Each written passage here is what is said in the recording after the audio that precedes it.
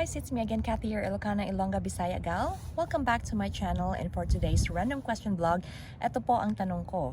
So, over the past couple of vlogs na ginagawa ko po, nagbabasa po ako ng mga comments ninyo, nagre-respond po ako, nagla-like po ako sa mga yon.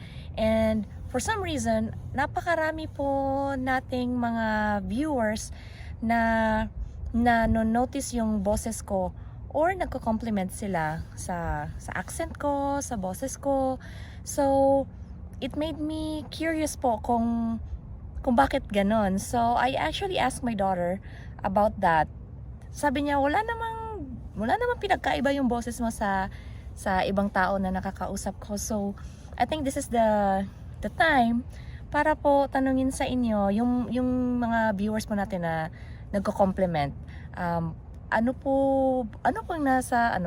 meron sa boses ko po na napapansin ninyo.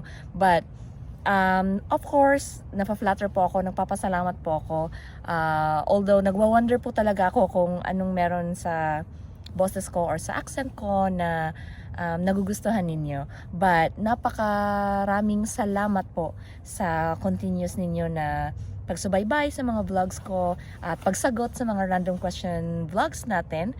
I really do appreciate all of you guys, and sana tuloy-tuloy ang pag-angat natin sa ating tinahak na landas dito sa YouTube world. So please share that with me, comment down below. Please don't forget to like and subscribe. Bye!